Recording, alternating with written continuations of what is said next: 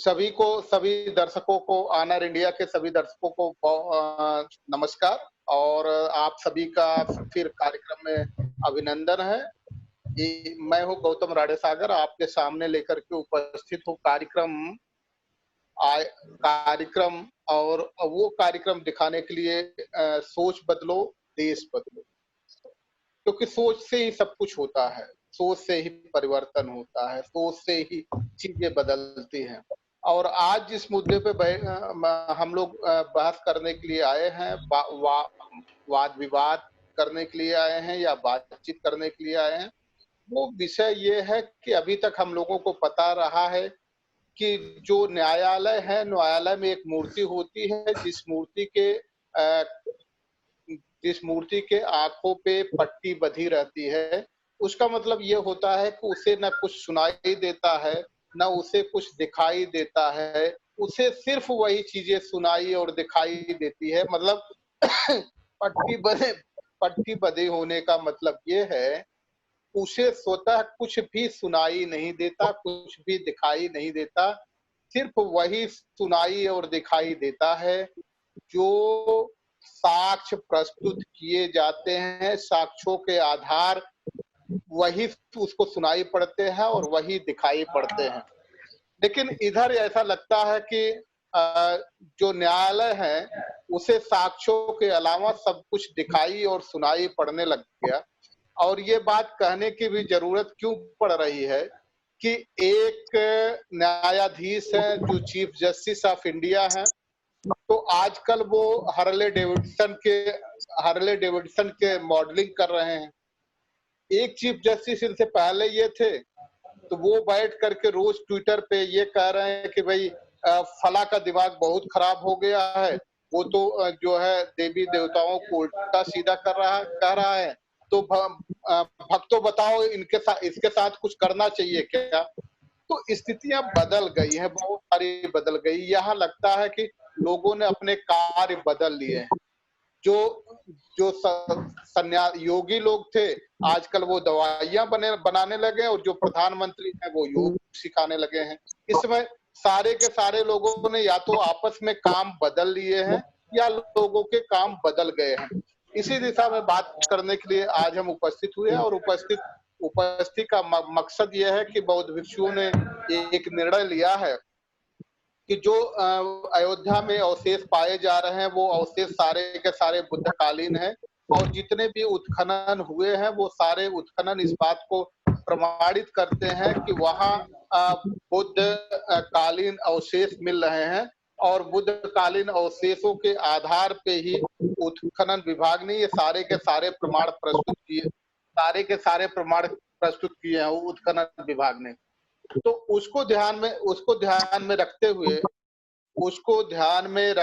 हुए उत्खनन विभाग को ध्यान में रखते हुए इस बात की मांग की जा रही है, और बौद्ध भिक्षुओं ने खास तौर से मांग की है कि इस समय अगर हमें न्यायालय में, सुप्रीम कोर्ट में, चूंकि जिस तरह से पिटीशन उनकी फाइल हो गई है, किन्हीं कारणों से आज विनीत मौर्य जी हमारे बीच उपस्थित नहीं हो पाए हैं, उनका स्वास्थ्य खराब हो गया, वो उपस्थित नहीं हो पाए हैं। तो और 14 जुलाई को बकायदा हियरिंग की डेट लगी है सुप्रीम कोर्ट में। उनका ये कहना है कि ठीक है, हम तो न्याय के लिए लड़ रहे हैं, ये दुनिया की धरोहर के लिए लड़ रहे हैं, और इस धरोहर के लिए, न्याय के लिए, दुनिया की धरोहर को बचाए रखने के लिए जो भी करना पड़ेगा करेंगे। और हमने ये सुना है कि बौद्ध भिक्षुओं ने ये भी तय किया है कि इस समय अगर यहाँ से न्याय नहीं मिलता है और पूरी तरह से कोर्ट इन सारी बातों पे सुनवाई नहीं करती है, तो बौद्ध देश के जितने भी यहाँ राजदूत हैं या उच्चायुक्त हैं, उनके यहाँ पहुंचेंगे और अपना एक प्रत्यावेदन देंगे। प्रत्यावेदन इस बात का देंगे कि ये वो चाहते हैं कि जो स्थितियां हैं, उन स्थितियों को पूरी तरह से समझा जाए, और स्थितियों को समझने के बाद उस पर निर्णय लिए जाए, साक्ष्यों के आधार पर निर्णय लिए जाए, क्योंकि साक्ष्य महत्वपूर्ण होते हैं। तो इस दिशा में हम अपनी बात को आगे बढ़ाएंगे। उससे पहले हम अपने अतिथियों का आपसे परिचय करा दें। देश के दर्शकों और दुनिया के दर्शकों के बीच में अपने अतिथियों का परिचय करा दें। हमारे बीच में भिक्खु आनंद रक्षित, डॉक्टर आनंद रक्षित जी उपस्थित हैं। आज हमारे कार्यक्रम में हमारे साथ हैं। बंते जी, आपका बहुत-बहुत स्वागत है। ऑनर इंडिया आपका बहुत-बहुत स्वागत करता है, वंदना करता है। दूसरे जो साथी हैं, अभिषेक वाजपेयी जो हमारे मेहमान हैं। अभिषेक वाजपेयी जी और अभिषेक वाजपेयी जी राष्ट्रीय लोक दल के प्रवक्ता हैं। अभिषेक वाजपेयी जी, आपका भी बहुत-बहुत स्वागत है। पहला प्रश्न लेकर के भंते जी के पास आ रहे हैं कि भंते जी, आपको क्या लगता है कि आप लोगों ने ये तय कर रखा है कि बौद्ध धर्म के जितने भी उच्चायुक्त हैं और राजदूत हैं, उनको जाकर के प्रत्यावेदन देंगे? अगर प्रत्यावेदन देंगे, तो उस प्रत्यावेदन का मकसद क्या होगा आपका? भंते जी।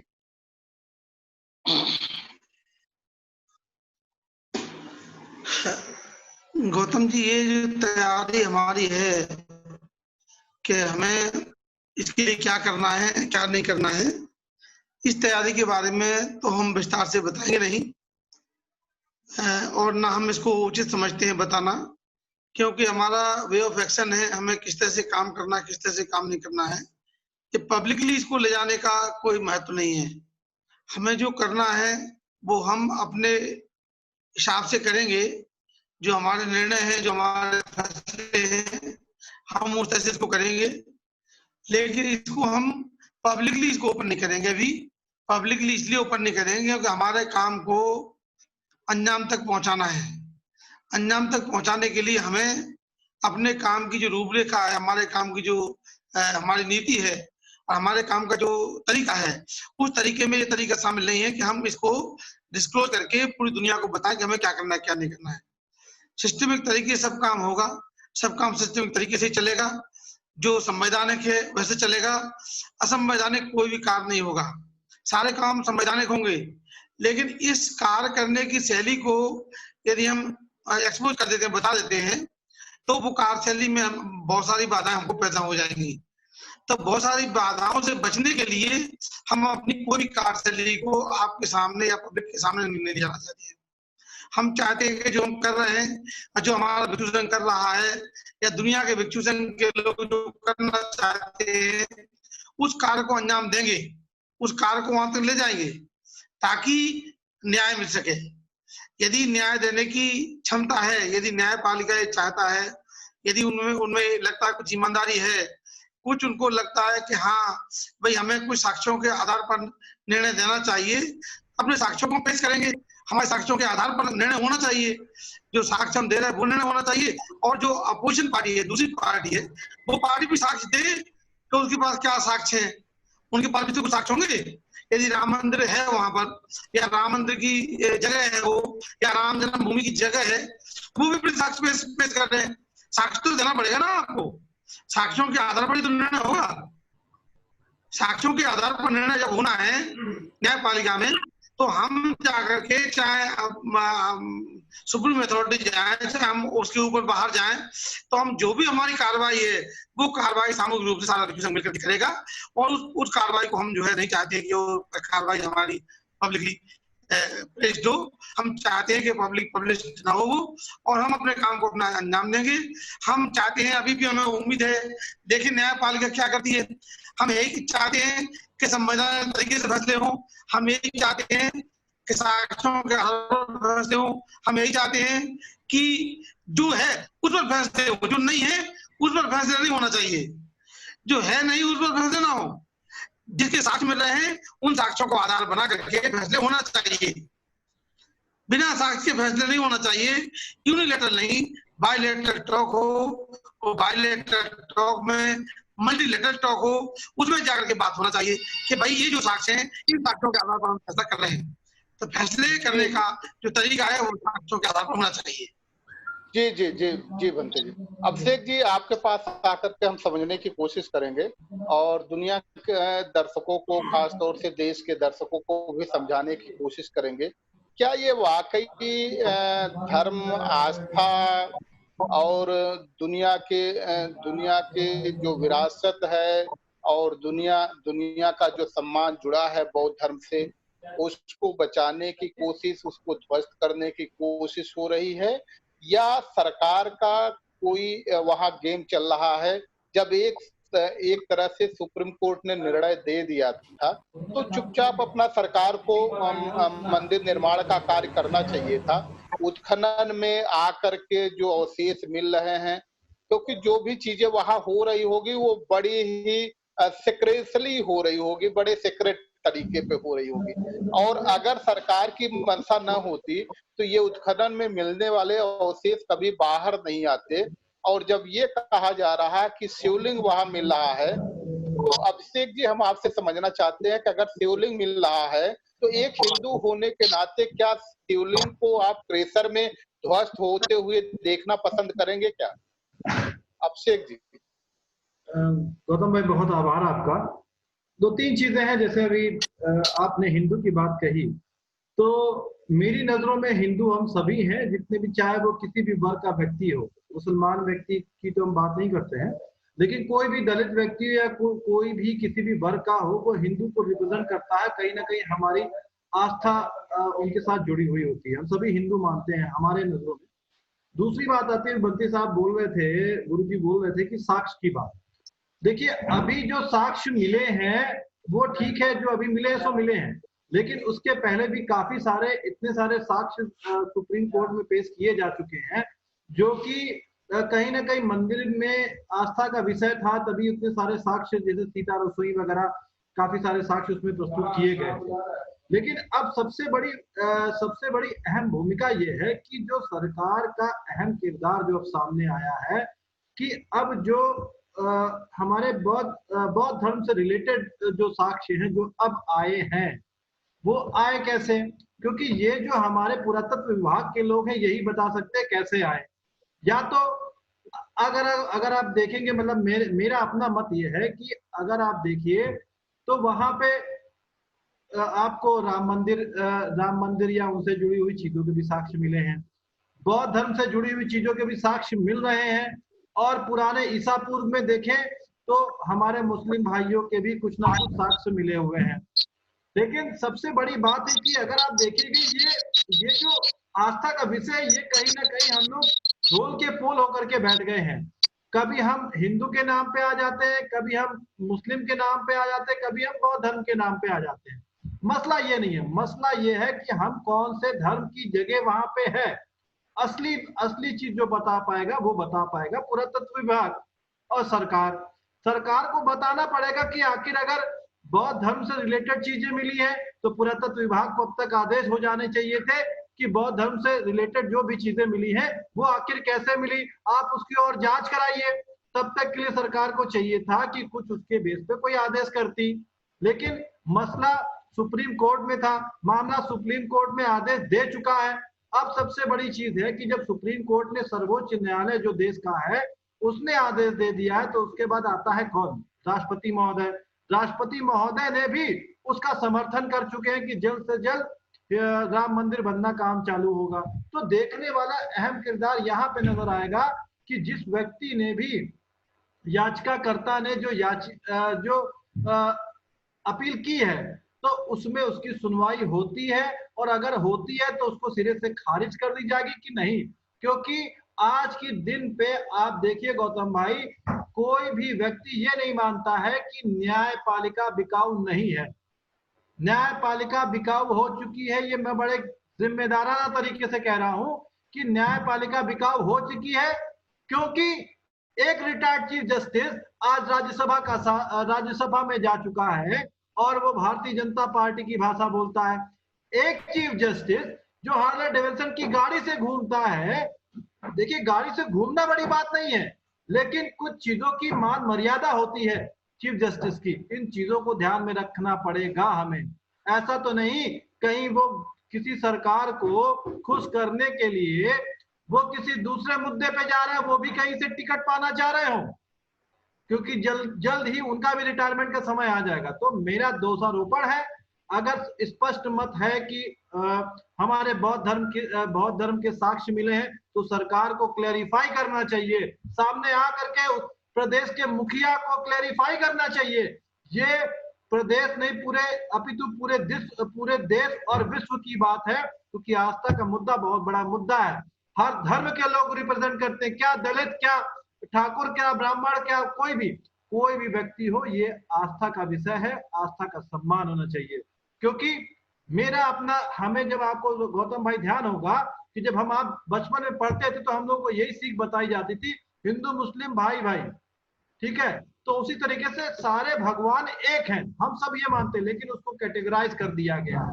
गौतम बुद्ध जी भी अनुयायी थे भगवान के, उनको भगवान के बराबर दर्जा दिया गया है। आखिर क्यों दिया गया? उन्होंने भगवान के काम किए ना, आखिर हमें भगवान के बारे में बताया ना उन्होंने, इसी वजह से। तो बात जी जी जी, अभिषेक जी फिर हम आपके पास लौट के आएंगे।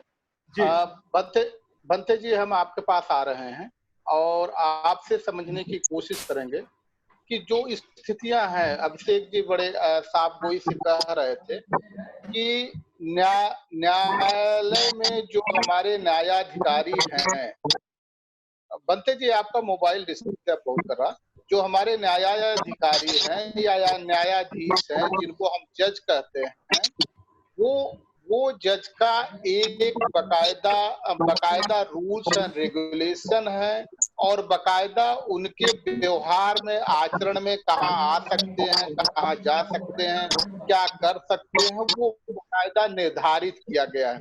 किसी वो हाई कोर्ट के जज हैं, सुप्रीम कोर्ट के जज हैं, तो खुलेआम वो किसी पार्टी को ज्वाइन नहीं कर सकते, किसी इस तरह से जो फैमिली गैदरिंग हो, जहां अट्रैक्शन की बात हो, वहां जा नहीं सकते, लोगों से अपने आवास पे मिल नहीं सकते, ये सारी प्रतिबंध है।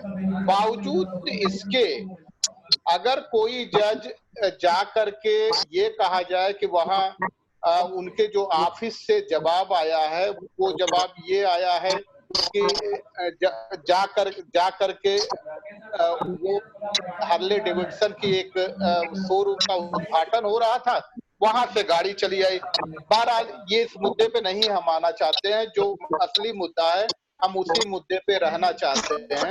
तो ये सच आपने कहा कि हम संविधान का उल्लंघन नहीं करेंगे, संविधान के दायरे में रह करके जो भी प्रक्रियाएं होगी वो हम अपना अधिकार लेने की कोशिश करेंगे। तो ये सच भी है कि जो अभी तक पांच बार जो आर्कोलॉजी सर्वे हुआ है, आर्कोलॉजी डिपार्टमेंट है, 5 बार सर्वे हुए हैं। 1862 और 63 में पहली बार हुआ, अलेक्जेंडर ई कनिंघम के नेतृत्व में। फिर 1889 से लेकर के 1891 तक उत्खनन हुआ, वही अलेक्जेंडर कनिंघम के ही नेतृत्व में। इसके बाद 1975 में हुआ, जो अवधेश नारायण के नेतृत्व में हुआ, और इसके बाद फिर जो 89 में हुआ वो बीवी लाल जी के नेतृत्व में हुआ, और खास तौर से 2003 में भी जो आखिरी हुआ, उसके भी सारे के सारे प्रमाण यही कहते हैं कि ये पूरी तरह साकेत है, प्रसेनजीत का राज रहा है। और ये जो बाबरी मस्जिद जिसको कहा जा रहा है, दरअसल वो बाद में उसको जब ट्रांसलेट किया गया तो बावरी को बावारी कर दिया गया, तो वो ट्रांसलेट करके आया। तो ये सारे के सारे आपके प्रमाण हैं। तो ये प्रमाण अगर सुप्रीम कोर्ट सुनता है तो ठीक है, नहीं सुप्रीम कोर्ट सुनता है तो फिर क्या विकल्प आप लोग चुनेंगे जो अपने अधिकारों की प्राप्ति के लिए? बनते जी, बहुत सारे सवाल आपके इसमें आ गए हैं। एक बात स्पष्ट करना चाहता हूं कि जिनको दलित कह के हिंदू समझते हैं कि हिंदू है, ये बात तब तक तो सही है जब तक दलित को समझ में नहीं आ जाती है, लेकिन जब दलित को समझ में आ जाती है तो फिर वो अपने आप को ये महसूस करता है कि मैं हिंदू नहीं हूं। दूसरी बात कि भगवान बुद्ध को भगवान कहा गया है, उन्होंने अच्छे काम किए हैं, तो क्या अच्छे काम किए? भग्ग रागो भग्ग दोषो इति भगवा, जिसने अपने राग द्वेष को नष्ट कर दिया है उसे भगवान कहते हैं। जिसने अपने राग द्वेष को नष्ट कर दिया उसे भगवान कहते हैं। भगवान कोई ये पीला वस्त्र पहनने से भगवान नहीं हो जाता है कि पीला वस्त्र पहन लिया तो उसको भगवान कहते हैं हम। ऐसे तो पीला वस्त्र पहन करके उत्तर प्रदेश के मुख्यमंत्री बने हुए वो क्या भगवान है क्या वो साधु संत है क्या? कोई भी साधु संत नहीं है उनके में साधु संत का कोई भी लक्षण दिखाई देता है। एक भी लक्षण ऐसा दिखाई दे कि जिसे साधु संत कहते हैं तो मान जाए हम। तो ये दलित को जब तक ये बात समझ में नहीं आती है कि वो कहाँ पर खड़ा, तब तक तो वो अपने आप को हिंदू समझता है या दूसरे लोगों को हिंदू समझते हैं। तो ये बात बहुत स्पष्ट समझ लेना चाहिए कि दलित कभी भी हिंदू नहीं था और ना वो हिंदू है और ना वो हिंदू कभी रहेगा। वो वर्ण व्यवस्था का शिकार है और वर्ण व्यवस्था का शिकार जिन्होंने बना के रखा है वो वर्ण व्यवस्था के शिकार लोग जब तक है जब तक वो इस धर्म की फंसे हुए हैं। जब वो इस चक्र से बाहर आ जाएंगे तो अपने आप को वो हिंदू नहीं कह सकते कभी भी। बनते जी आपकी नजरों में क्या आ रहे अभिषेक जी आपके पास क्या परिभाषा है दलित की? आप कैसे कह सकते हैं दलित हिंदू नहीं होते हैं? अब अभिषेक जी अभी आपके पास आ रहे हैं, आपके पास ये सवाल लेके आएंगे। जी बनते जी आप अपनी कभी भी दलित हिंदू ना था ना है और ना रहेगा।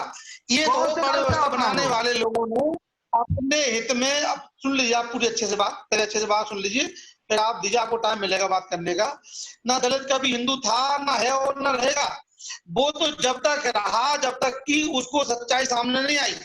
आज भी सच्चाई सामने आते ही वो अपने आप को बाहर कर लेता है, क्योंकि व्यवस्था क्या कहती है कि ब्राह्मण क्षत्रिय वैश्य शूद्र ये 4 वर्ण रहेंगे तो ही हिंदू रहेगा। और 4 वर्ण में शूद्र का काम क्या है? इसको कोई भी शूद्र पसंद नहीं करता, पूरे देश में ना कभी किया पसंद। जिन्होंने अपने स्वार्थ के लिए अपनी स्वार्थ सिद्धि के लिए उन्हें उलझा के रखा है वो आज भी उलझा के रखे। यदि वो दलित समझ जाएगा जिस दिन उसको ये बात समझ में आ जाएगी कि मैं अब हिंदू नहीं हूँ, मुझे तो वर्ण व्यवस्था के तहत सबसे नीच में माना गया है। ये वर्णाधम पेली कुम्हारा सुपच गिराल कोल कलबारा, ये किसने लिखा? ये कोई व्यवस्था के लोगों ने किसने लिखा है? उन्होंने लिखा है जिन्होंने इनको नीच माना है, उन्होंने लिखा है व्यवस्था को मजबूत करने के लिए।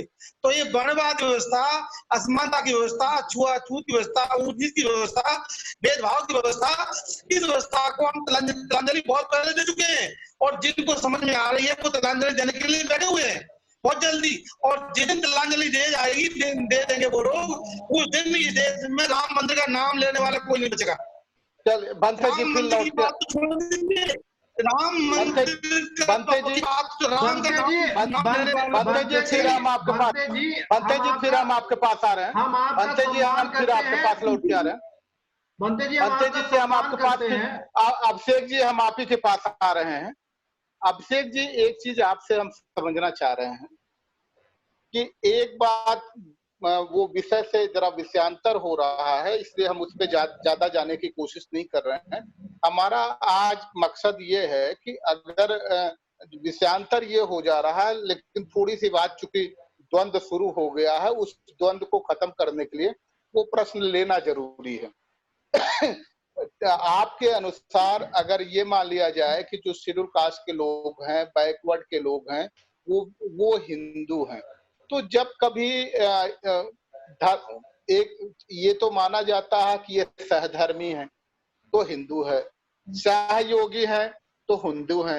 लेकिन जब जो सहधर्मी है, सहयोगी है, तो उसे सहभागी होने का अधिकार मिलता है कि नहीं मिलता है? जबकि ये देखा गया कि जी बस एक आप ही को जवाब देना है। लास्ट हमारा प्रश्न है, जो सहयोगी सहभागी है उसे जो सहयोगी है, सहधर्मी है, उसे सहभागी होने का अधिकार मिलता है कि नहीं मिलता है? और जहां सहभागी होने की बात होती है उसके साथ साजिश क्यों हो जाती है? बस इतना सा प्रश्न है, बाकी जवाब आपका। बिल्कुल गौतम भाई आप जो बात कह रहे हैं बिल्कुल ठीक बात कह रहे हैं। सरकार किसी की भी रही हो, हमारे जो दलित भाई हैं उनको वोट बैंक की तरीके से जरूर देखा गया है, ठीक है। और मेरा अपना आपको अच्छे से पता है कि मेरा अपना खुद का मानना यह है कि कोई भी किसी भी वर्ग का व्यक्ति हो उसको समाज में बाकायदा स्थान मिलना चाहिए, चाहे वो किसी भी वर्ग विशेष का प्राणी हो। उसकी समाज में जब हर किसी वर्ग विशेष की सहभागिता होगी तभी हमारा समाज आगे बढ़ सकेगा, तभी हम प्रगति को अग्रसर हो सकेंगे। ठीक है, ये रही आपकी बात की बात। लेकिन जैसा अभी गुरुजी बता रहे थे कि देखिए कोई भी किसी भी व्यक्ति ने किसी भी प्रकार के धर्म का पेटेंट नहीं करा करके बैठना चाहिए। और अभी गुरुजी ने एक छोटी सी बात कही, उस पर मुझे सख्त आपत्ति है, मैं विरोध दर्ज करता हूं कि राम का नाम लेने वाला कोई नहीं है, आने वाली पीढ़ियां भी राम का नाम लेने से कभी किसी को छोड़ नहीं पाएंगी, क्योंकि राम सिर्फ नाम नहीं है, आस्था का विषय। और जब कोई भी व्यक्ति, हिंदू हो चाहे कोई भी व्यक्ति हो, जब जन्म लेता है बच्चा तब उसको सबसे पहले कुछ शिक्षाएं दी जाती हैं, कुछ दीक्षाएं दी जाती हैं उसी व्यक्ति के विशेष में, क्योंकि हमारे यहाँ राम जो थे वो कृष्ण का अवतार माने गए थे। ठीक है, बाकायदा आप इस चीज का प्रमाण भी देखेंगे। तो ऐसे विवादित बयान ना दीजिए, आप खुद एक स्वामी हैं, हम आपकी इज्जत करते हैं, तो इन चीजों पे ना जाए। अभिषेक जी हम आप मुद्दे पे ही मुद्दे से नहीं हटना चाहते, लेकिन आज एक बड़ा अहम प्रश्न शुरू हो गया। सभी लोग पहले तो जिसको भी आप जाइए तो देखिए गांव में राम राम कहते थे, जय सिया राम कहते थे, जय राम कहते थे। लेकिन आजकल उस सबको खत्म करके जय श्री राम जो शुरू किया गया, और कहने की जो स्टाइल है वो ऐसा नहीं लगता कि अभिवादन किया जा रहा है, वो ऐसा लगता है कि जैसे किसी को चुनौती दी जा रही है। तो इस बदलाव को क्या कहेंगे? मैं आपकी बात से पूर्णतः सहमत हूं, क्योंकि ये जो है धर्म के नाम का पेटेंट अब भारतीय जनता पार्टी वालों ने कर लिया है। इस वजह से पहले हम जब राम राम करते थे, बल्कि आज भी गांवों में आप काफी सारे पुराने लोगों से मिलेंगे तो राम राम जब करते तो उनकी बातों में मिठास है, लेकिन जो नए युवा वर्ग के लोग हैं उनकी बातों में मिठास नहीं, उनकी बातों में अगर आप देखिए कट्टरपंथता झलकती है। इस वजह से झलकती है क्योंकि लोगों ने उस पे पेटेंट करा लिया है, क्योंकि धर्म के नाम पे वोट लेने का काम है, हमें आपस में लोगों को लड़ाने का काम है। हमें किसी को किनारे करना पड़ेगा, तभी समाज को सभी वर्गों को साथ में लेकर के हम आगे बढ़ सकेंगे। जी जी जी, अभिषेक जी बहुत अच्छी बात कर रहे थे। अभिषेक जी कह रहे थे कि ये जो धर्म कभी आस्था हुआ करता था, आस्था के नाम पे लोग जुड़ते थे, कुछ धंधेबाज लोग आ गए हैं जो धर्म का धंधा बना लिए हैं। ये विषमताएं, ये जो दुनिया है उसकी वजह से शुरू हो गई।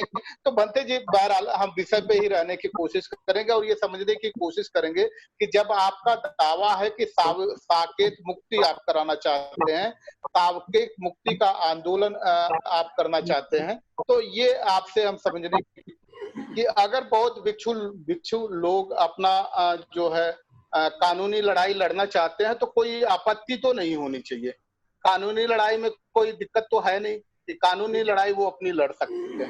देखिए बिल्कुल ठीक है, कानूनी लड़ाई लड़ना हर किसी का हक है और संविधान ने हमें ये आजादी दे रखी है, क्योंकि आज भी हमारा कहीं ना कहीं इतना न्यायपालिका के काफी सारे लोगों के बिक जाने के बावजूद आज भी हम कहते हैं कि सी यू इन कोर्ट। इसका मतलब ये है कि आज भी हम कानून पे आस्था रखते हैं, विश्वास है हमारा, और ये हमारा अधिकार क्षेत्र है, तो इसमें हम बिल्कुल, इसमें कोई कहने वाली बात नहीं है। लेकिन देखने वाली बात ये होगी कि अब सुनवाई होगी कि नहीं होगी, और अगर होगी कि सरकार का मत कहाँ जाता है। जी जी जी, बंते जी आखिरी में पंच लाइन आपसे लेना चाहेंगे कि अगर कोर्ट ने आपकी बात सुन ली तो अच्छी बात है, कोर्ट ने अगर आपकी बात नहीं सुनी तब दिक्कत होगी, तब आपको रणनीति मेरे ख्याल से कुछ बनानी होगी। इसलिए हम ये समझना चाहते हैं कि कोर्ट ने अगर आपको, आपका जो पिटीशन है अगर उसने स्टे देने से मना कर दिया तो आप वहीं शांत हो जाएंगे या कोई और रणनीति होगी आपकी लड़ने की, और साकेत मुक्ति आंदोलन आपका चलता रहेगा या वहीं बैठ जाएगा? जब कोर्ट का फैसला आएगा उसके बाद रणनीति तय की जाएगी कि हमें क्या करना है क्या नहीं करना है। कोर्ट का फैसला आएगा, उसके आधार पर देखेंगे कि किस तरह की रणनीति हमें बनाना चाहिए, वो रणनीति हम बनाएंगे और उसके आधार पर काम करेंगे। जी बनते जी कह रहे थे कि अभी तो हमें जल्दबाजी होगी, कि अगर हम कुछ अभी कहें कि हमें ये करना है तो ये जल्दबाजी होगी, और जल्दबाजी हम करना नहीं चाहते। हम धैर्य से रहने वाले लोग हैं और कानून के न्याय की प्रक्रिया को पूरी तरह अनुपालन करते हैं। तो ऐसी स्थिति में, अनुपालन करने की स्थिति में, जब तक कोर्ट का फैसला नहीं आ जाता, कोर्ट के पूरे फैसले देखने के बाद ही हम निर्णय लेंगे कि हमें आगे की क्या कार्रवाई करनी है। उससे पहले हम कोर्ट के निर्णय को पूरी तरह स्वीकार करेंगे। जो तरीका है कि जो राजदूतों को एक प्रत्यावेदन देना चाहिए अपने अधिकार का, यूनेस्को के उसमें जाना चाहिए, तो वो मेरे ख्याल से तैयारी हो गई है। वो प्रत्यावेदन बनते गण का एक जत्था जाएगा, वो प्रत्यावेदन देगा।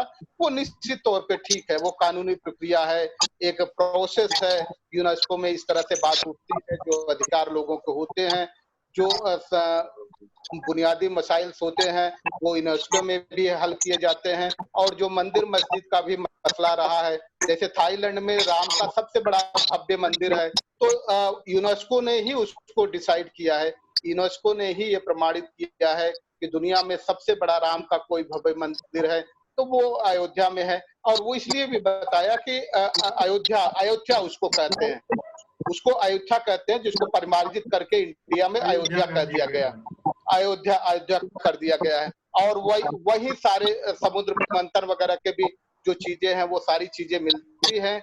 ये सारे प्रमाण वहां आज की बात को हम यही समाप्त करते हैं और अपने मेहमानों का और सभी दर्शकों का बहुत बहुत धन्यवाद करते हैं। सभी को ऑनर ऑफ इंडिया की तरफ से बहुत बहुत धन्यवाद। सभी को नमस्कार, जय भीम, सत श्री अकाल, नमो बुद्धाय।